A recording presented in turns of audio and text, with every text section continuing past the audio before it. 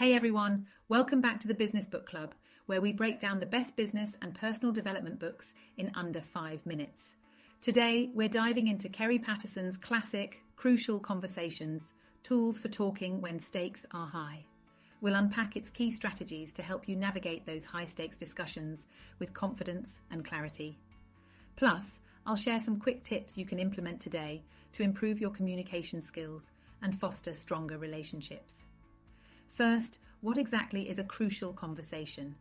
Patterson defines it as any dialogue where the stakes are high, opinions differ, and emotions are strong.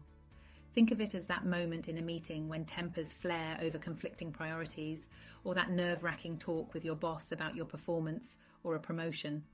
These conversations can make or break relationships, professionally or personally. But here's the problem. Most of us either avoid them entirely or handle them poorly.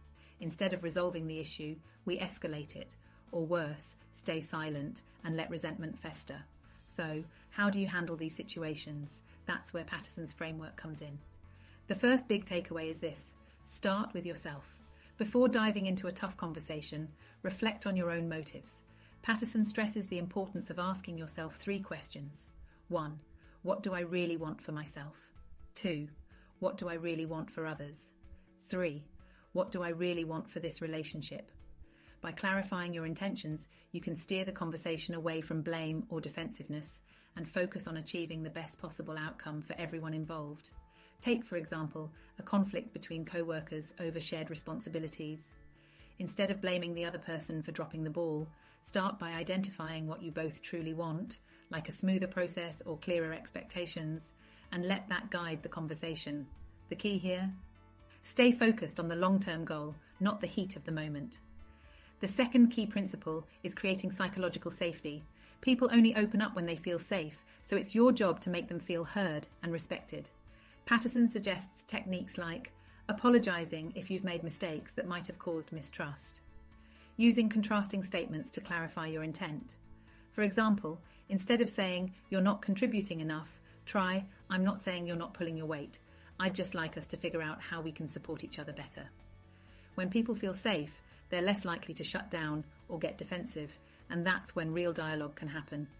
Now let's talk about those moments when emotions take over and the conversation feels like it's spiraling out of control. Patterson offers a simple but powerful solution: master your stories. What does that mean? Often, our reactions aren't based on facts, but on the stories we tell ourselves about those facts. For example, if someone interrupts you in a meeting, you might jump to the conclusion that they don't respect your opinion. That story fuels your anger, but it might not even be true. The fix?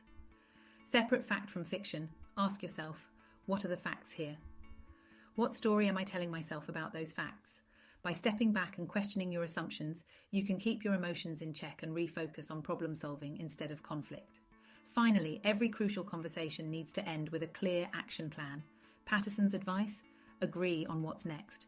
Don't just stop at discussing the issue. Decide on specific steps and assign responsibilities. This ensures that the conversation leads to real change instead of unresolved tension. For example, after addressing a conflict about workload distribution, you might agree to hold weekly check-ins to ensure clarity and accountability moving forward. Having a clear action plan keeps everyone on the same page and builds trust over time.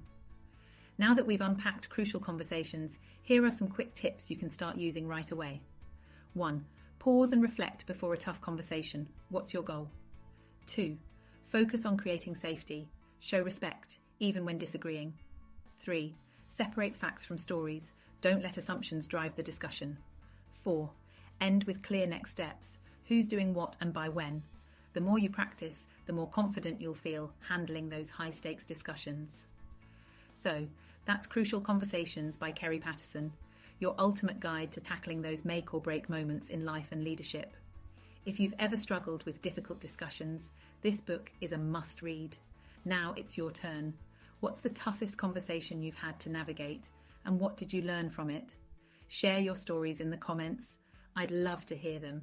And don't forget to like, subscribe, and share this video with anyone who needs a little help mastering the art of dialogue. Thanks for watching, and I'll see you next time on the Business Book Club.